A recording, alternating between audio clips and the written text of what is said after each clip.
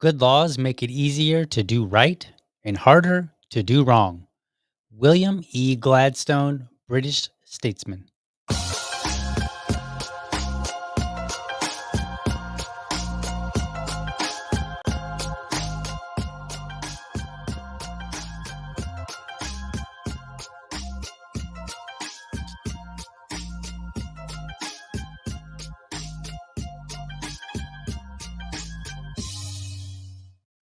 All right. Good morning and welcome to another episode of the Liberty Dad podcast, a discussion on politics and culture. I'm your host, DL, America's most objective libertarian. If you're tuning in live, thank you so much for giving me your time so early. Instead of wading through the swamp of government overreach with a grimace and a machete, how about some legislative W's? Hmm? How about that? Today, Liberty fam, well, I'm in an unusually good mood, a little tired. For once, Congress has coughed up a couple of bills that are actually worth a cheer. Now, look, don't get me wrong. I'm still a libertarian, okay? So I'm kind of squinting at these bills, waiting for the fine print to betray me. But for today, for now, I'm going to pop that champagne of skepticism and toast to these rare gems. But before we dive into these bills, being a breath of fresh air in the stale halls of DC, let's talk about some upcoming things. Tomorrow, I intend to have a guest on in the evening, 6:30 p.m. I'm not going to say who just yet. All right, but it'll be good. It'll be good. The goal is to talk about race relations. So we're gonna do that tomorrow night. The guest could not make it in the morning, so I'm going to have an evening show. What does that mean for tomorrow morning? Well, what I decided to do, since I have to get in my Rumble premium time tomorrow, primarily will be a premium morning. Okay, so what I'm going to do is I will start the show tomorrow like normal. I will do about maybe 10 minutes, maybe 15 of public, right? Since I normally do a show at 7:30 in the morning, I'll do a few minutes. Okay, look, I know it wasn't 7:30 this morning, okay? I was running a little behind and I slept really hard. Like I woke up and I was just like, man, I'm like kind of tired. It's like, but I'm kind of awake. It's like this simultaneous, like, you just wake up and you're kind of like in this weird fog. It's kind of how I feel. It's almost like I'm just half awake, not all the way there yet. But anyway, um, So, where was I going? I got sidetracked. I get sidetracked so easily. Um, so Oh, yeah, I was saying, like, tomorrow's 7:30, and then today I was behind, so I apologize. But anyway, tomorrow 7:30, I'll do about a 10, maybe 15-minute public show, and then the rest of it's gonna be premium, because I gotta get some premium hours in, and then in the evening, it'll be completely public. So there will definitely be a full-on public show for tomorrow. I'm just kinda swapping it around to adjust to a guest that I'm gonna have on. We're gonna talk about race relations, so that'll be fun. All right. So, uh, before we get into these bills, speaking of bill reviews, next week, hopefully, I will unveil my new grading system for bills. I've been working on some criteria and how I might when I approach these bills, just say, okay, based on this criteria, you get, I don't know, I'm just going to make it up at the moment. You get 10 points out of 20, and then the next criteria, maybe out of 20 points, you get 15. Out of another criteria, maybe out of 5 points, you get, or I'm sorry, maybe out of 20 points, you get five, something like that. Basically some sort of grading system where I can just basically go, boom, boom, boom, boom, boom. Here's this bill's grade. And so that's what I've been working on. I was hoping to have it today. However, Saturday, I got up, we got some things done around the house, and then after that, I was like, my son was like, "You want to play Minecraft with me?" And I was like, "Sure." Now I wanted to watch a movie, but he wanted to play Minecraft. So we compromised by doing both. And so we played Minecraft a little bit. Then we watched a movie. Then we played some more Minecraft. And so basically Saturday I did, other than a few things around the house, I virtually did nothing. And that's because it rained all day. And so the project that I had planned for outdoors, uh, obviously was washed away. So I was not able to do that. So I just said, you know what? To heck with it. Today's a fun day. So I didn't do any work at all, again, other than just, a couple things around the house, which took me like an hour or two. But outside of that, I basically just leisured my way through the day. That's what I did on Tuesday. I'm sorry, on Tuesday. That's what I did on Saturday.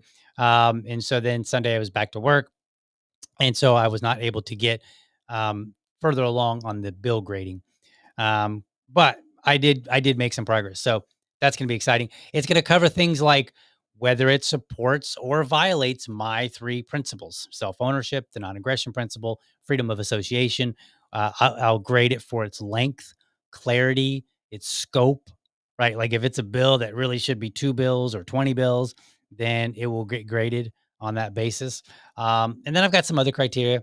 With any luck, I will be able to have a graphic for every bill that I can put up on the screen, and you could like screenshot and like post that to social media, whatever. So got some good things coming for the bill reviews. That's exciting. I, as you can see, I've got Bill way back there. I can't even reach him. He's way back there, but he's here. I just didn't really like it up here because it kind of looked really weird having this plushie like right in my face. So anyway, so that's what we got going on with bill reviews. So look forward to some good stuff coming out. Let's see.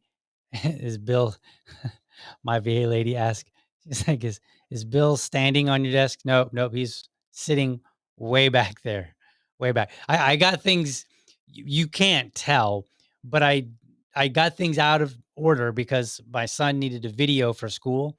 We did a project. He built a Mars rover out of recyclable materials, and so then he needed to have a video where he was explaining like how he built it and about his Mars rover and whatnot. And so like I'll have to dig up the photo and just put it out here, and maybe I can do that later. I don't probably not today, but at some point, and then I can show you guys just how disheveled the room looked because like I had him propped up, on a bench with a green screen. I broke out all this stuff and had just yeah, it was all messed up in here.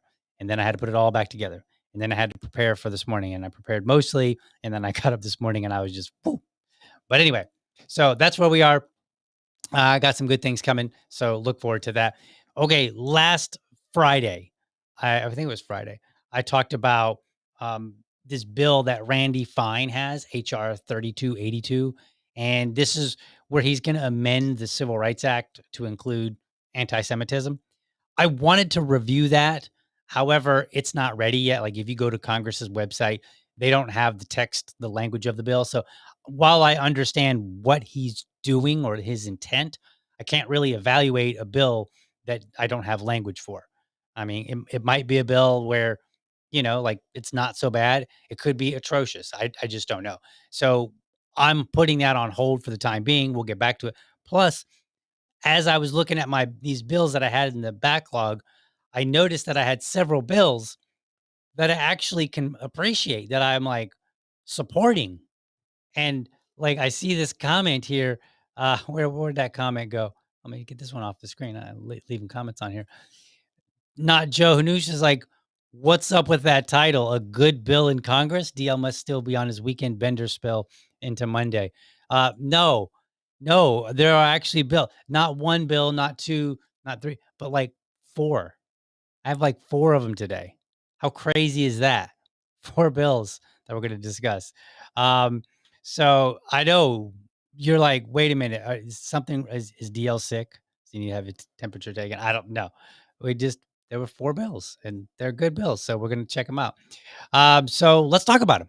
First up, we've got, let's see here. I've been trying to do this transition thing and I've got to make it a little bit more smooth, but, here's my transition. So, HJ Res 93, which says Adios World Trade Organization. Look, I'm all for trade, but the WTO is like that nosy neighbor who insists on reorganizing your kitchen. You don't have one of those? Yeah, I don't either, but sounded like a good crappy analogy to make. Anyway, this bill pulls the US out of that globalist bureaucracy, letting markets breathe free without some unelected suits in Geneva, not even Congress, calling the shots. It's sovereignty with a side of sass, and I'm here for it. So that's what we've got. We're going to be looking into that one. Basically, this one came about because I saw Thomas Massey post about it, and when Thomas Massey posts about a bill favorably, um, the chances of me being favorable to that bill are extremely high because like I'm a big fan of Thomas Massey. If there is a Republican in Congress or anywhere in this country that is an active elected Republican that other Republicans should emulate, it is Thomas Massey. Now, do I agree with him on absolutely everything? I mean, almost. I'm not even sure where I disagree with him on. Like what the last thing where I said, "Ooh, yeah, you should not have voted that way." Like I don't know. I'm sure there's something. But anyway, here's what he said. Today I co-sponsored Representative Tiffany's. By the way, that's a man. When I saw Representative Tiffany, I was like, "Oh, it's like a woman." And then I look it up and it's a guy and I was like, "Oh, his last name is Tiffany."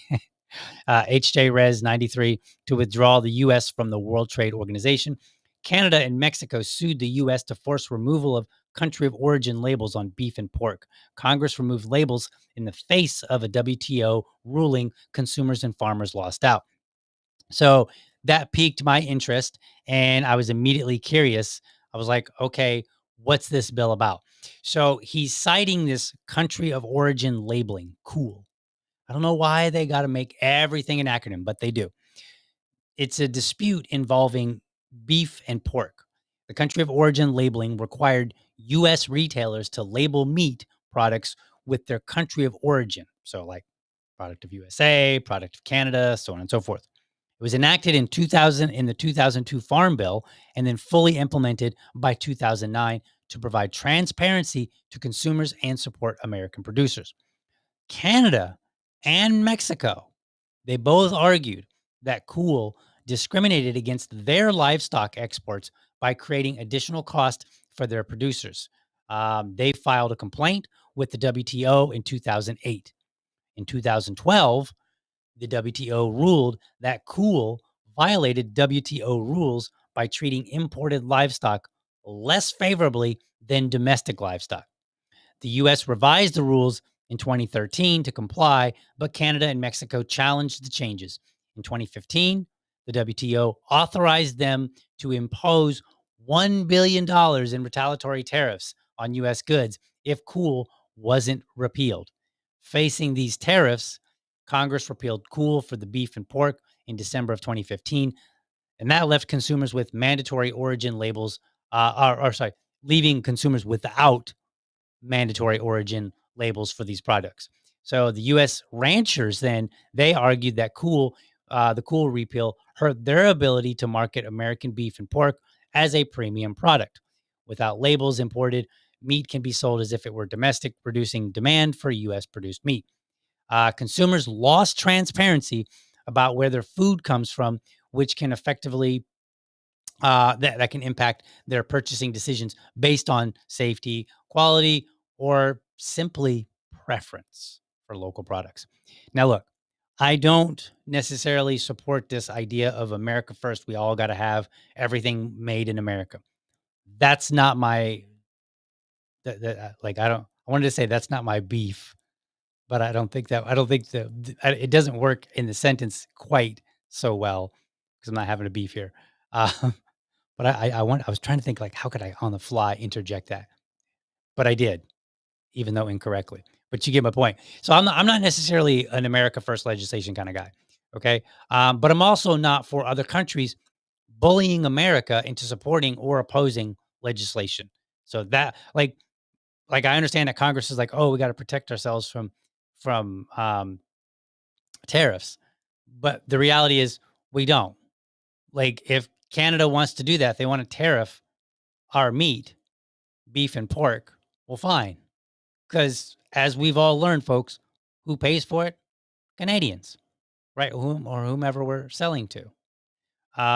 So that's a Canada and Mexico problem. It's not an America problem. I understand that like manufacturers here, the beef industry, the pork industry, they may not want to have to deal with these tariffs and all that, but it's not the job of Congress to protect them from tariffs from some other country.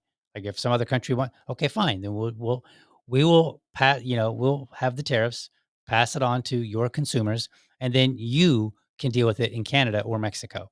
But what I do prefer and why I like this bill is that I'm always a fan of transparency. And, some people might want a label that says, that maybe they want to buy beef made here in America. Maybe the beef industry or the pork industry wants to say, hey, look, you support America. America's great. We do things way better than Canada and we do things better than Mexico. So you're going to get not only American made beef or pork, but premium beef or pork. We're going to call it premium because it's America. That's fine. So, like somebody might say that, hey, Canada has superior beef because, whatever regulations they have surrounding their beef industry may lead someone to believe, hey, their beef is premium, whereas American is not, and vice versa. Somebody could go and say, well, I think that American beef is premium. Whatever. I don't really care. Those are all labeling tactics at the end of the day, premium, not premium, standard, whatever, USA's best, whatever you want to call it. Doesn't matter. I like the idea of transparency. So I like the idea of being able to look and say, if I were America first and I wanted to buy beef made, grown and produced here in America, then I should be able to, and I should be able to easily find that information. Any information that I have about my food, I should be able to find. I should be able to find out exactly what they're doing with the cows and the pigs. Like, do they give them, bovine vaccines? Maybe I don't want those. Maybe I don't care. Whatever. It doesn't matter.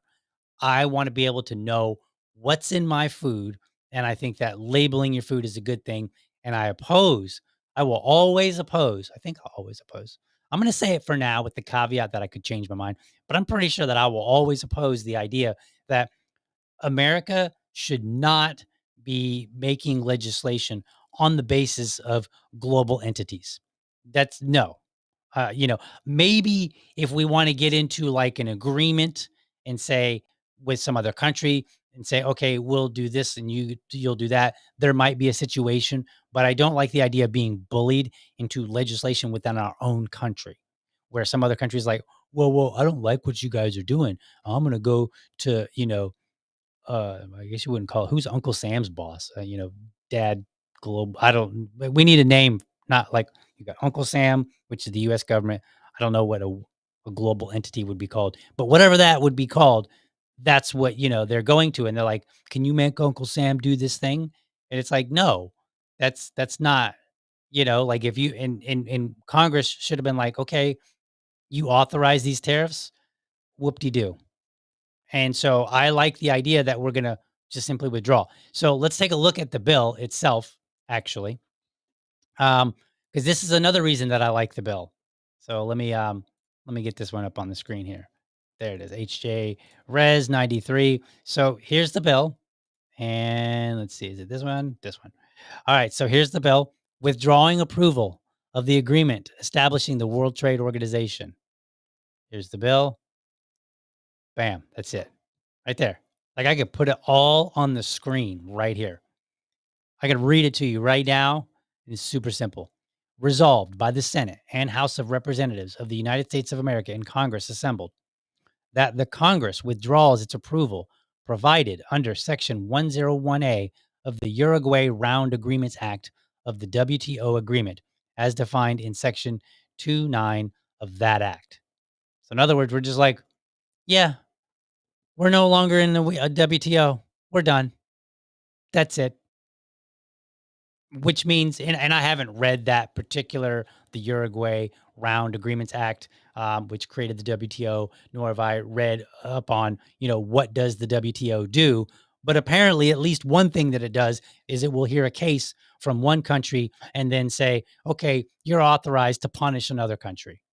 For starters, if a country wants to impose tariffs on another country, fine.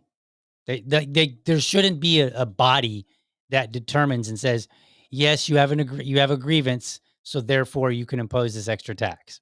They should just be able to do it if they want. Canada can just say, look, America, we're mad at you because of the way you're doing beef and pork, so we're going to impose this tariff on you. Basically, we're going to charge a tax to our own citizens. We're mad at you, so we're going to punish our people, right? Like they can do that if they want. And there should not be this additional body that can, judge and say, yep, you're allowed to. No, that's just ignorant. So I support getting out of any globalist entity that a global entity that would like give authority for the government to or for the US government to manage its own citizens. Like, I think that's absurd. So, like, any of them, like, if we wanna be in a body that produces a certain amount of research so that we're providing information to people, hey, that's great.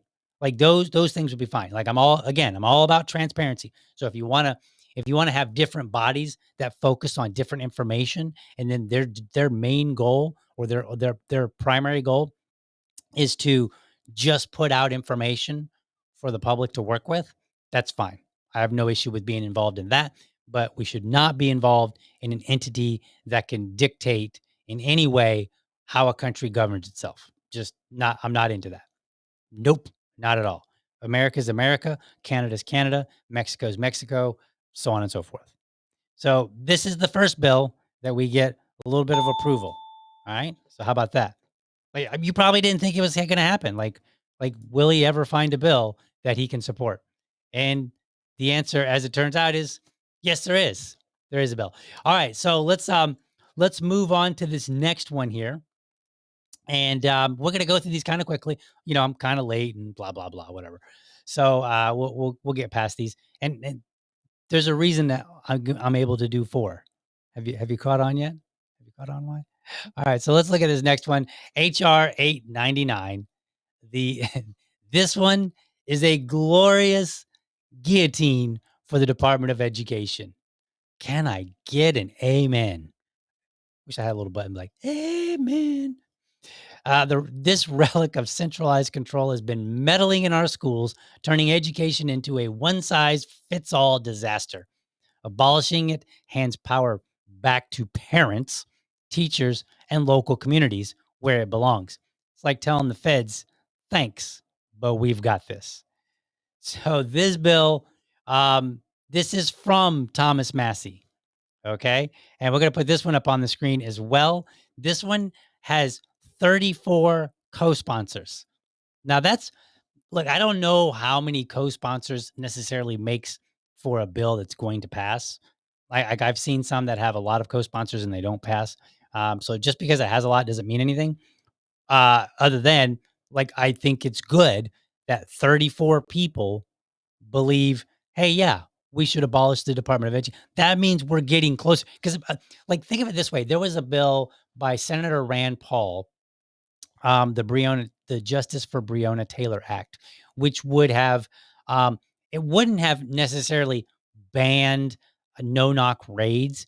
What it would do is it would say it would use the force of federal funding to say states and communities need to ban no knock raids. So if you did not ban no knock raids, then some level of federal funding would be limited. You'd be limited from accessing that funding. Um, and that one had like 2 or 3 co-sponsors, and it didn't go anywhere. This was like in June of 2020, I think, if I remember correctly. Um, so I think it was in 2020, and that bill didn't go anywhere, unfortunately. So this one has 34 sponsors. So hopefully it actually goes somewhere. Because I mean, here's the thing: um, Republicans are kind of in a good position right now. You've got Trump ran on abolishing Department of Education. Now he can't do it. It takes an act of Congress, and people supported it. They they voted him into office. There's been there's like half your Americans probably don't want to abolish it because they think that it actually accomplishes something. But there's a large percentage of people that do want the Department of Education abolished. And Republicans have the power right now to make this happen. They can do this. So they need to do this. So let's take a look at that bill, because this is another enjoyable bill. Let's see here. Let's this one. I think it's this one. Yeah, 8.99. There we go. So let's get you on the screen here. All right. So there we are, 8.99, and this bill also one page. Boom, right there. Look at you know what I like? Like this part here that has like all the names of the people that initially were signed on. That portion is like longer than the bill itself. The list of names that support this bill is longer than the bill itself. I mean, that alone is like a win. I love bills that are like one page because any American out there can read this bill. In fact, if you've already read the bill, if you're looking at the screen and you read the text on the screen, you've read this bill. Section 1, termination of the Department of Education. The Department of Education shall terminate on December 31st, 2026. That's it. There's no more to it. You're going to terminate. Now, I think there was a bill in the past that was a little bit more thorough. I think it was still one page, and it basically said the Department of Education shall terminate, and it gave a date. But then it also said something like it divvied up. It dealt with the funding and it dealt with the responsibilities. And so, I can't remember exactly the details, but I think it was one page. If it was not one page, it was two. And if you're going to spend 2 pages to say, okay, let's make sure that we clearly address the funding that was coming to the Department of Education, and let's clearly, make any determination on any of the responsibilities that we might actually want to keep. Right? There might be some things in there that you want to keep, or that you can make an argument for keeping at least. And if that is the scope of making 2 pages, then great. Right? Like so that would make the when I grade bills, hopefully by next week when I have a bill grading system. Um, One of the things is going to be the length of the bill. Now, in some cases, a bill might need to be a bit longer because sometimes, like this, in this particular case, this is all fresh new legislation. So it's not adding to existing statute. So sometimes when you go and you modify existing statute, in order for it to make sense, you've got to have that portion of the statute in there.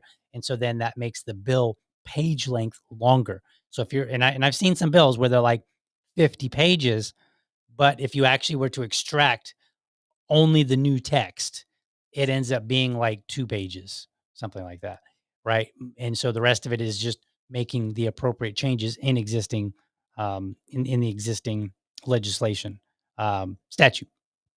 So, kudos to this bill. Did I already hit my bill? I can't remember. We'll give it another one because this is a good thing. Um, so yeah, we're going to abolish the Department of Education. I love it. So call up your representatives and let them know and say, hey, you can go look it up. I'll have all the links in the show notes. You can go look up and see who it is that's supporting. In fact, I think I can put that on the screen for you real quick. Let me do that. Let me do that real quick and make this adjustment here. Do. Let's go back here. Let's see here. Where are you here? I can do it. I can do it. I can do it. I can do this. Okay. So we're going to put it up on the screen here. So where are you here? Boom, $8.99. Okay. Oh, did I already get it up? Look at that. I didn't even realize I had it up. All right, awesome. So here it is, $8.99. I did it. It was coming up on the screen as I was clicking. So all right, so I want to go down here. These are the sponsors that you have for this bill. So you've got like Andy Biggs out of Arizona. Well, I'm not going to read all the names. Lauren Boebert out of Colorado. Let's see, Joss Breachin out of Oklahoma, and then the rest of them. It doesn't show me directly what state they're from, but you've got a whole list of other names here. So this list of people right here are people that are already supporting this. They've already co-sponsored it. So now you just need to go and get if your House rep is not on this list, then reach out to them and say, hey, you need to co-sponsor or otherwise put out that you intend to vote yes on this bill. And then reach out to your your senator, and let them know that when the companion bill comes through the Senate, providing, presuming that it would pass the House, when it comes to the Senate, they need to support it as well. So, and they can support it. They can just come out and say, hey, look, I support Senate bill, blah, blah, blah. There's usually two bills at the same time that have, and if any changes are made in the House, then those changes get passed on to the Senate. But yeah, support this bill. Reach out to your members of Congress and let them know, hey, get on it. So, yeah, it's like pretty simple bill reviews today, right? I mean, did you ever think that this would happen? That we would actually have bill reviews so simple that we could just walk through them in like just a matter of minutes? Let's check out some comments here, and we'll check out some comments, and then we will go to intermission. We'll come back, and I got two more bill reviews that we're going to get into. So let's see what else do we got here in the comments. Do. So this is good. So I like this. Not Joe Hanush says, does it increase or decrease government initiation of violence? Is a criteria of mine. And actually, not quite that language, not quite that verbiage, but yes, that will be to a degree part of my criteria is what does the bill do? Does it support or does it violate what I consider to be my three fundamental pillars of libertarianism? And that's the non-aggression principle, self-ownership, and freedom of association.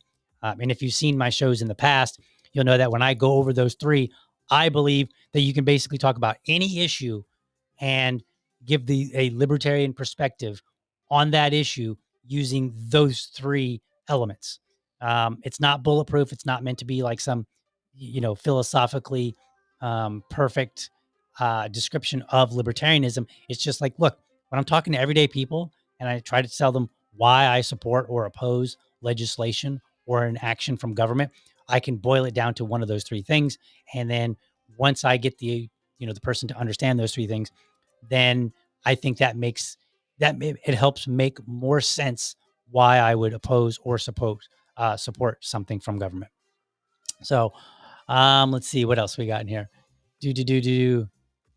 GOP only like Massey when it suits them. He doesn't vote with Trump. MAGA gets big mad. They get mad at someone with a 97% on the liberty scale. That's from That Liberty Lady. Yes, that is true. People get mad at Thomas Massey all the time. However, what do we notice? Thomas Massey stands firm and he keeps getting reelected. So That should tell Republicans out there is an appetite for liberty.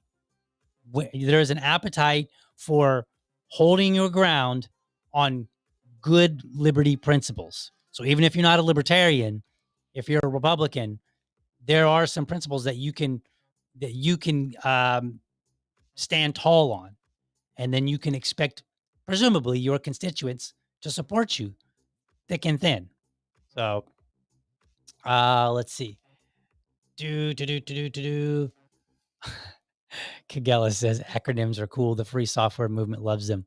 Yes, everybody loves them. The software movement, the military, Congress, our colloquial language, on the internet, LOL, right? Like we're just, they're just acronyms upon acronyms upon acronyms. The company I work for loves acronyms. Like everybody loves acronyms. It's just a thing. And honestly, I can't complain about acronyms too much. My son's name is an acronym. It's actually what you call a reverse. What's that called? It's not a reverse acronym. It's a reverse. I can't think of what it's called now. But so his name is spelled ZAC, his first name. And so then each letter corresponds with his full name. So ZAC, which is how he spells his first name. And it's Zach Agung, which stands for wonderful in Indonesian, Cummings. So that's his name, ZAC. It's a recursive acronym. That's the term I was looking for. So a recursive acronym. So I guess I can't complain about acronyms too much, since as a tech person myself, I gave my own son one. All right, let's take a little bit of an intermission. We'll be back and we'll get to these other two bill reviews. Hey, Liberty fam, do me a favor. If you enjoy the show, be sure to hit the like and subscribe button to my channel. And for the really serious folks out there, I want you to hit that bell so that you never miss an episode. By the way, if you want to support the show, head over to libertydad.locals.com and sign up. For $5, you can be part of this show. There, I'll engage supporters of the show. We'll discuss topics that you want me to talk about, response videos that you would like to see, or anything related to the show. And I'll even have a monthly subscribers only episode. By the way, I'm always looking for dads to join me for Dad Talk. That's my series where I invite everyday dads on to talk about what's important to them in the context of being a dad. No argument, no debate, and dads choose the topic. It's my way of raising dad voices. If you're a dad or you know a dad who has something to say, let's get connected. Episodes air live on Friday mornings or Friday evenings, whichever works best for dads. All right, let's get back to the show. All right, we're back, and let's dig into this next bill. This bill is H.R. 3228, and these are all congressional bills, okay? And so let's put that up on the screen. We'll take a look at this one. So let's see here. Yes, I clicked on the wrong one over here. Okay, there we go. All right, so HR, this is the bill that came. So this bill doesn't say the number on it, 3228, but that's its number. So I was able to retrieve the language of the bill from the person, Andrew Clyde, who put it forward. So what does this bill do? It says to amend the Internal Revenue Code of 1986 to remove silencers from the definition of firearms and for other purposes. Again, very short bill, but this one's not as short as the other ones. This is 5 pages long. So, but this one makes amendments, and basically you can summarize it right up here. It's called, "This act may be cited as the Constitutional Hearing Protection Act." And then it goes down here. Boop, down here, "A person acquiring or possessing a firearm silencer in accordance with Chapter 44 of Title 18 United States Code shall be treated as meeting all registration and licensing requirements of the National Firearms Act with respect to such silencer." So they're basically making it legal. I think to describe this bill, I saw a video from one of my favorites, Colin Noir. So let's play his video and hear what he says about this particular bill. So There was a bill introduced by Representative Andrew Clyde that would remove the unconstitutional taxation and registration of suppressors. That $200 tax we're all forced to pay every time we buy a suppressor, gone. And not just that, he wants the government to destroy all the records, because when you buy a suppressor, you're not just buying a muffler for your gun, you're registering that thing with the feds. And I already know this bill would drive the Democrats insane.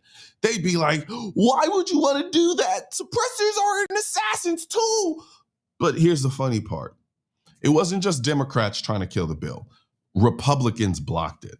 Yes, Republicans voted against taking suppressors off the NFA. This is ridiculous. Republicans have the House, the Senate, and the presidency, and we still can't get something this basic passed. This is the moment to pass the most pro-Second Amendment legislation in decades, and we can't even get rid of a $200 tax on a muzzle device? Suppressors don't make guns silent, they make them safe. You ever fired a rifle indoors? You're choosing between saving your life or keeping your hearing. Suppressors are the only reason that doesn't have to be a choice. They're not deadly stealth tools. They're mufflers, for crying out loud. All right. So he's correct. I've not used them, but I'm familiar enough with a lot of friends who have kind of made the point that the movies where they got the gun and they put the silencer on there and then they're like, pew, and you can like barely hear it. Like, and like they're in the middle of the night and they put the pillow over somebody's face and then they shoot them with the silencer on there. And then the person laying next to him is none the wiser. Like that's not really how it works. And I think people have really like they've kind of taken the bait in a sense from Hollywood. Hollywood embellishes. That's what they do. Things make for great TV that aren't real, and that's fine. It's cool to have the suspension of disbelief. But on this particular bill, it looks like Republicans are pushing back against this bill, or and I don't know the details. I think he went into the details in the video, which is in the show notes. You can go and look and watch his full video on this particular topic. He goes into it more. But what I really like about this bill is two things. Number one, it's kind of small. It's 5 pages. It's a little long, but it's 5 pages. And if if we again pull that up on the screen, we can see why that it's 5 pages, because it's addressing different parts of the of code right now, and it's doing a couple of different things. Like he said, number one, it gets rid of the tax that is on silencers, and then number two, it does actually require them to destroy all the records. Now, look, let's be honest. In my opinion, when government destroys records, they air quote destroy records, right? So they'll destroy a lot of the more accessible ones, but they've probably got a backup somewhere. Like I know, I'm distrusting of government, but I just have trouble believing that they would absolutely 100% destroy all records. There is some statute or something somewhere, I'm just sure of it, that gives them permission to keep some sort of backup copy should they need it, right? Should the NSA need to go digging, like there's a backup, it's somewhere, right? They've got some loophole. I'm just sure of it. That's me speculating, and I get it. We normally like to come to the table with facts, but that's my speculation on it. But if they were to at least get rid of the most accessible ones, that's a good start. And in reality, the government should have zero records on Americans. Zero, right? Because I don't believe in licensing. I don't believe in a lot of things. Now, let me backtrack a little bit. It's not that I don't believe in licensing altogether. This is what gets libertarians in a lot of trouble.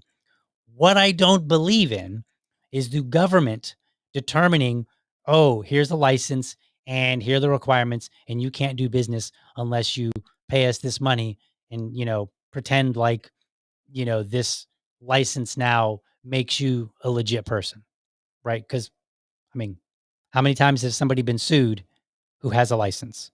How many times has like a doctor, screwed up in the operating room despite having a license? So a license is not a guarantee that you're going to get the highest quality of service. Okay, that's not a guarantee of that. Like people like to pretend it is, but it's not. So for me, I would say the government shouldn't have any of them. However, bodies, like you could have, and I don't remember the name of it at the moment, but you can have like I know there's an engineering body and they could rise up on their own, no government initiated, and they could say, we're going to give like certificates or licenses or whatever, and you can do business with whomever you want, but we are putting our namesake on this license, this certificate, whatever. And so now you have that verification that this person is is not only who they say they are, but they've been properly trained, they've been properly vetted, so on and so forth.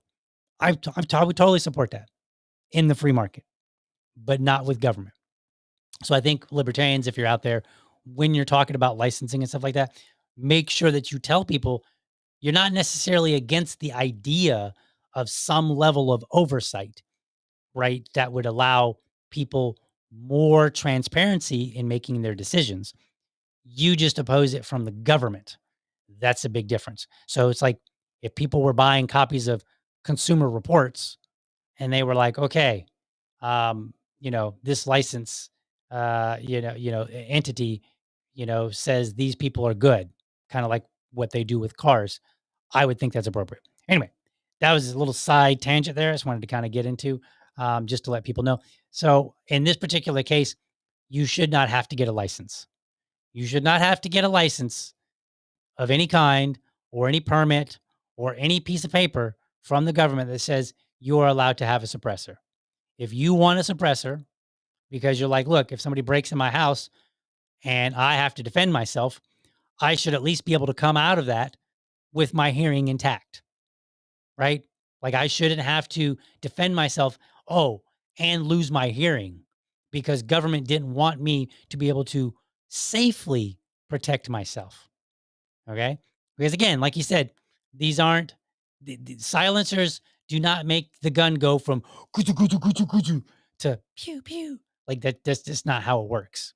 Like they're like you said, they are a muffler. So you still have some sound, but the sound is dampened enough so that you can retain your hearing. And, you know, like I guess you could make an argument that if somebody gets shot, maybe they should be able to retain their hearing so they could hear, the news in jail if they're still alive. I don't know. I'm not making that argument, but I suppose you could. You could make an argument and say, hey, look, let's do the least amount of damage to somebody. If you're going to kill them, then kill them, right? But if they stay alive, they should be able to at least hear. Fine. But I don't really care about them so much because if you break into somebody's house and they shoot you, whether they shoot you with a silenced firearm or not, it's not really relevant to me. But if somebody wants to be able to use a silencer on their firearm, they should. Because where do I stand on the Second Amendment? If you were to just take any weapon and just say, DL, should a citizen be permitted to own this? The answer is yes. Doesn't matter. Whatever weapon. I know people are like, dude, so that means like someone could have an aircraft carrier. I mean, yeah, if you have the money, the billions of dollars to spend on an aircraft carrier, the maintenance, and all that, sure. But the likelihood is pretty low that people are going to have that kind of money, um, or the place to store it and all this other. So, like, you can ask me those kind of weird questions, and I will say yes, and then also follow up with the absurdity of your question in the first place. But ultimately, yes. Pick a firearm, pick a weapon. Yes, citizens should be able to own that. Period. That's where I stand. So good bill. I like this bill. Um, it seems to be having trouble. I don't know exactly what the trouble is, but call up your representative and tell them you gosh darn better support this bill because Americans should be able to defend their home without worrying about any injury to their own selves. All right. So there's that. All right. Let's look at the final bill. Let's see here. Where's my transitions? Final bill. Oh, did I not get to that first? I don't think I used that one. Whatever. It's a work in progress, right? All right. Finally, HR 3242, the Repeal USA Patriot Act. Woo-hoo. Oh, sweet liberty. Where have you been? This bill is like a love letter to the Fourth Amendment, telling Big Brother to take his snooping toys and go home. For too long, The Patriot Act has been the government's favorite excuse to treat every American like a suspect in a bad spy movie. Repealing it, that's not just a win. It's like a mic drop for privacy. That was my mic drop. I'm trying to make the bill review a little bit more entertaining. Okay. I'm doing 4 bill reviews today. It's got to be somewhat entertaining. And I know I'm not particularly funny, but I'm doing my best. All right. So let's check out this bill, because surely this bill is a very long bill, right? Because the Patriot Act itself is pretty big. In fact, I should have looked up to see how big the Patriot Act was, but I didn't get there. Anyway, so let's take a look. What do we got here? There we are. And bam, there we go. So here's the bill. HR, this is again, I got the bill from the from the congressman's website who put out this bill. Representative Tiffany. I can't remember his first name. Anyway, so what does this bill say? That's it right there. You just saw it. It's the whole bill to repeal the USA Patriot Act. Be it enacted by the Senate and House of Representatives of the United States of America in Congress assembled. This act may be cited as the American Privacy Restoration Act. The USA Patriot Act, Public Law 107-56, 115, Statute 272, is repealed, and each provision of law amended by such act is amended to read as such provision read on October 25th, 2001. Now, that's pretty clever, actually, because they could have said, all right, let's painstakingly go through every single amendment that everything that was changed because of the Patriot Act.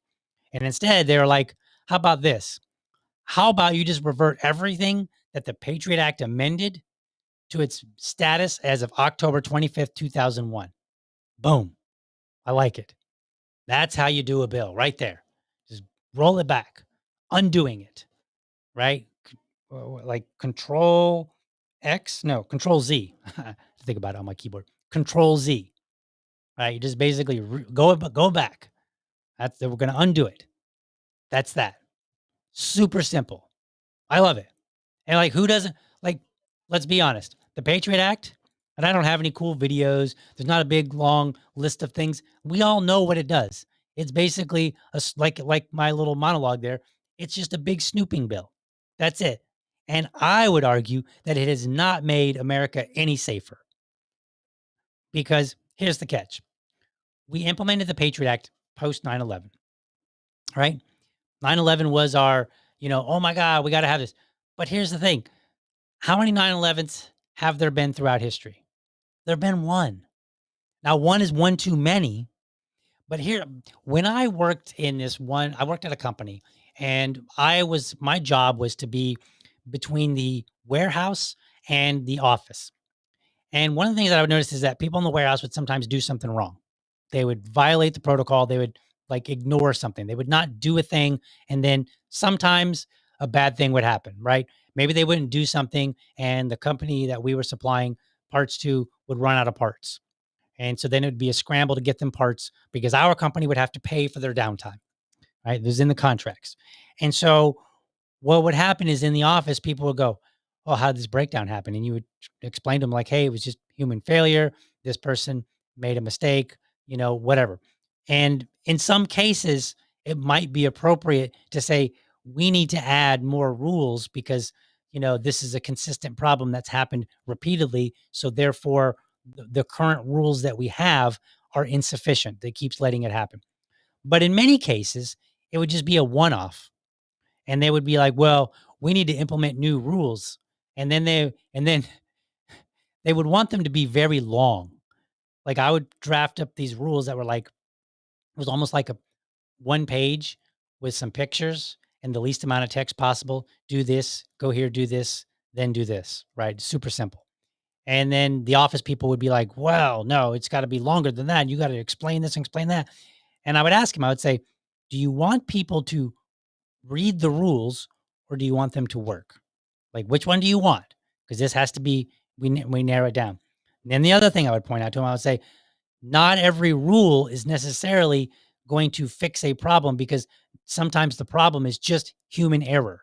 And so if a human disregarded rule A, and then you're like, well, we need to make rule B. Okay, why wouldn't they just disregard rule B? That's two rules that they now have to follow, as opposed to the one which they ignored. And it was very difficult to get it through their heads because they just had this mentality that like more rules will mean that we won't have this problem again. And I was like, that's sometimes the case. Sometimes you do have a deficiency that you have to resolve. But in many times, the deficiency is not one that another rule is gonna solve. In fact, sometimes you might have to remove rules because maybe somebody is so busy trying to follow the rules that they screw up somewhere, right? Whatever. There's any number of reasons, but it's not always the case that you can just add another rule. That's what I think the Patriot Act represented.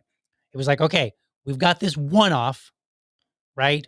And there were a lot of things that played out that led to this situation. And so then they're like, we just need all this power. But no, like you had all this power. And the real question is, were you using it effectively? Were you using the power that you had already effectively? And I would say no. In many cases, the government had a failure. This has been the argument that's been made over on October 7th, 2023, with Israel and Gaza. And they're like, how do people just float over the wall and attack 1,200 people? Right? Like, this was a big, huge failure somewhere. And nobody talks about that failure. Nobody says, like, how did this happen?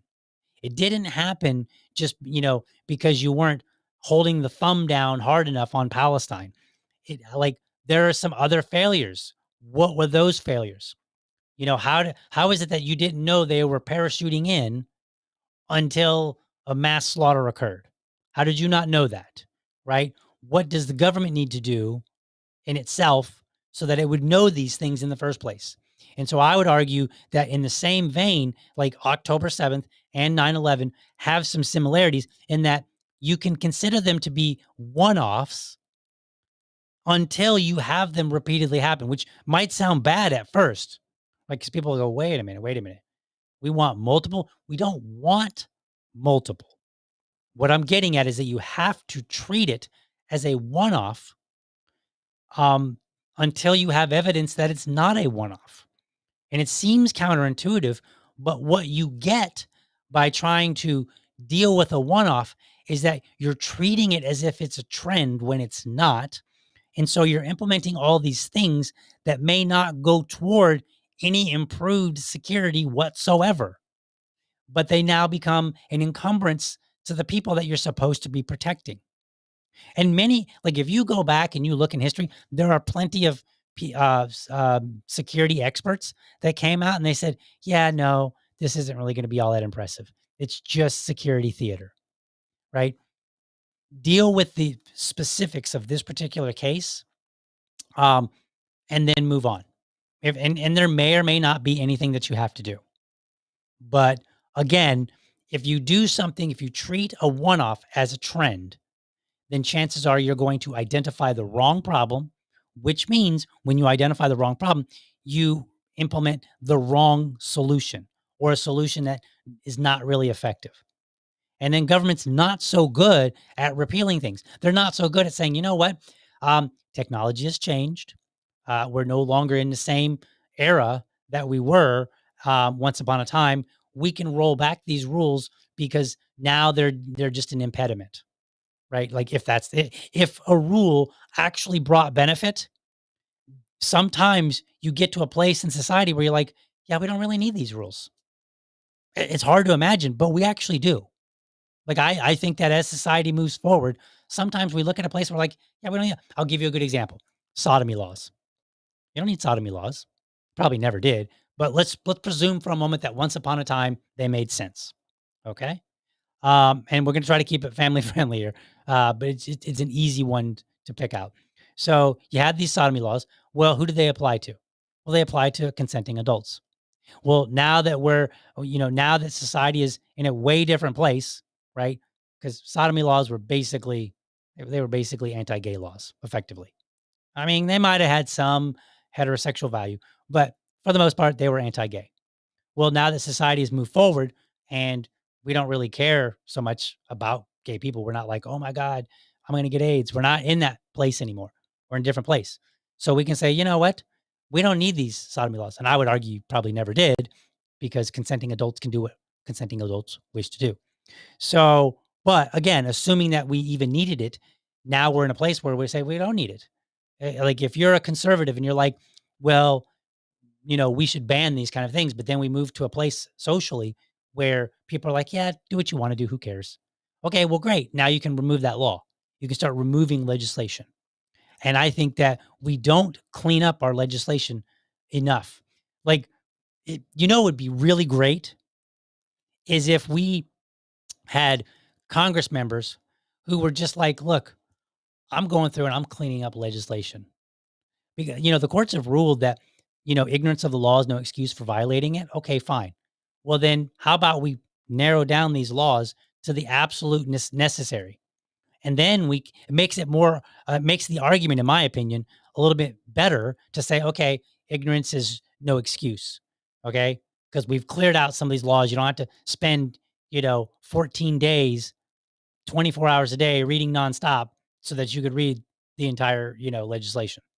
Like, not that anybody would do that, but just like right now, our legislation, we have so much in the statute that for somebody to read it, number one, if they wanted to read it all, good luck on that. And then number two, it gets convoluted and complicated. And so then it's not easy for somebody to go and say, all right, what are the boundaries for me to follow? What are the TSA, yeah, you go in there and they're like, all right, as you're walking down the line, they have all the rules for you listed there. But if it's other legislation, if you wanted to see like what is permitted, what's not permitted, good luck. That's hard. And it shouldn't be.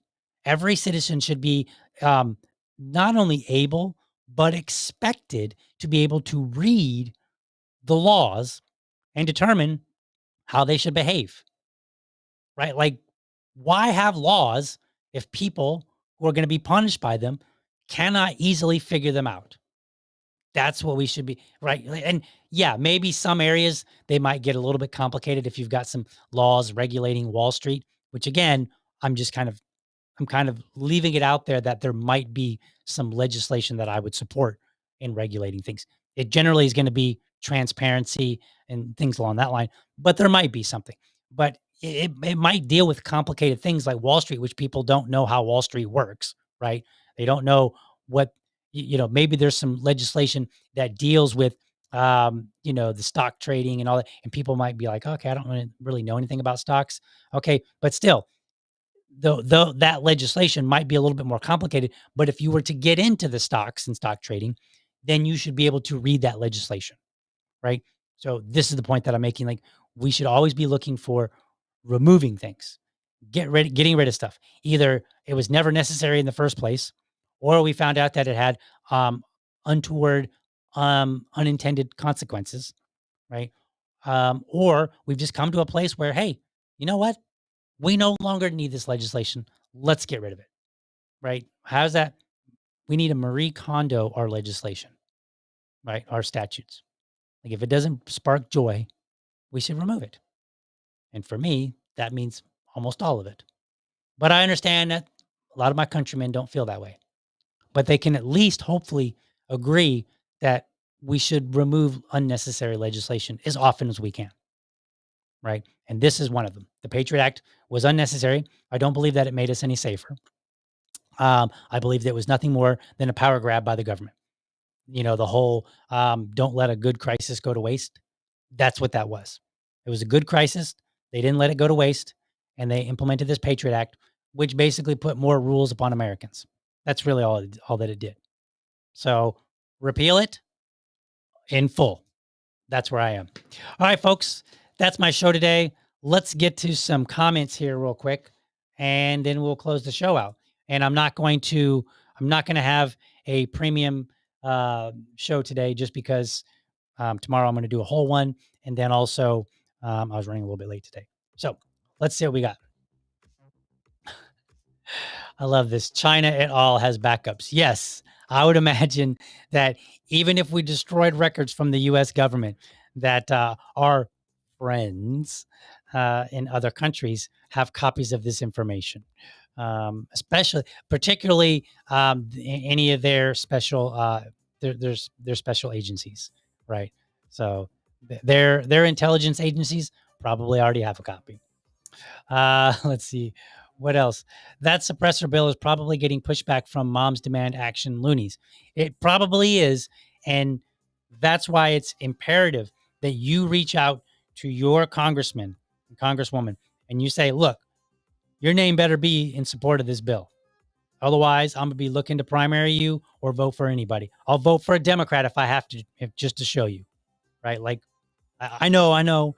If you're more sympathetic to Republicans, then that's like anathema to you. If you're more sympathetic to Democrats, it's anathema to you to support a Republican. However, keep in mind that politicians count two things: money and votes. And you know how they respond? They respond to money and votes. So if you don't have a pile of cash that you could influence them with, which would totally be illegal, I think, right? Yeah. Like just give them money and be like, all right, vote this way. But if you don't have a pile of cash to lobby them, then I suggest you focus on that vote. So let's see what else we got here.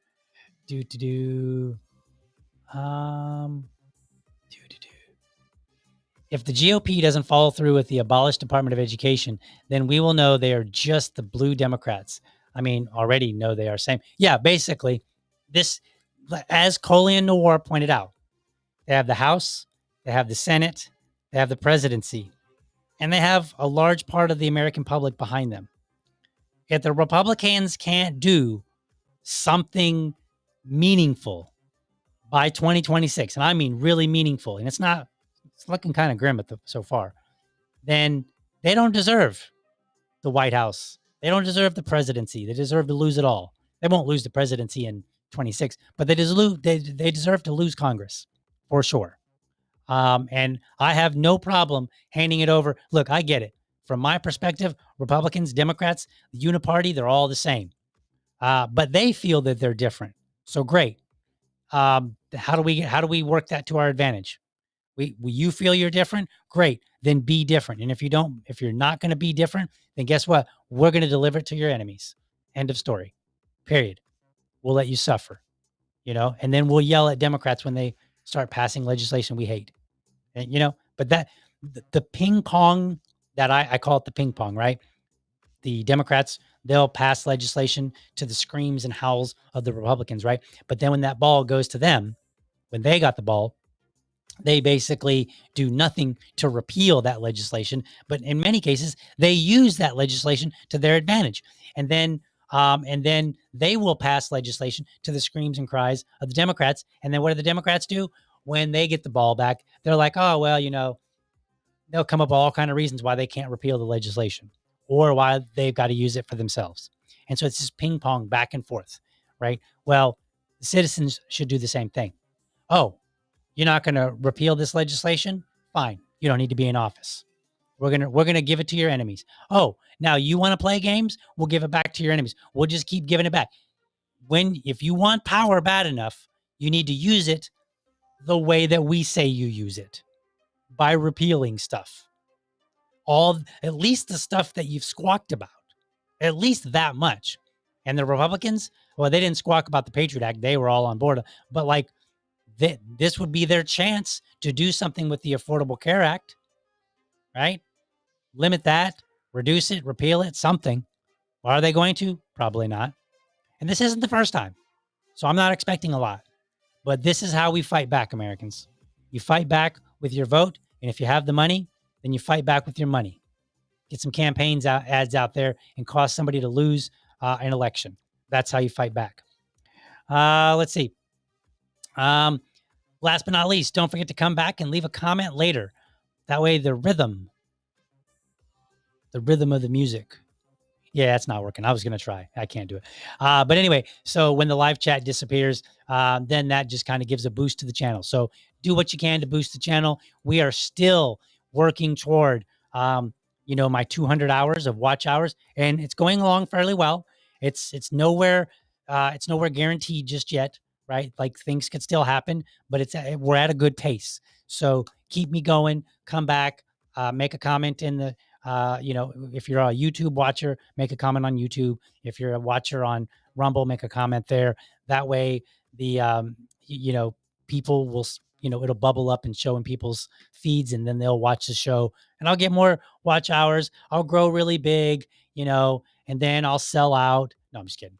But you get the point. So help me out with the channel, folks.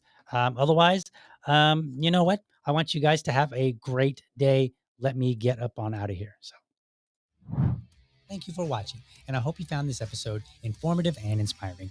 Be sure to catch me Monday through Friday, 7:30 a.m. for an informed discussion on politics and culture. Make sure that you're subscribed to my YouTube channel, or if you prefer my Rumble channel, you can go to youtube.libertydad.com, or you can go to rumble.libertydad.com. While you are there, let me know how I'm doing by leaving me a comment. You can also become part of the community by heading over to libertydad.locals.com. Remember, if you're a champion of liberty, your business is people and your product is liberty. I want you to have a great week. Catch you next time. But for now, I'm out.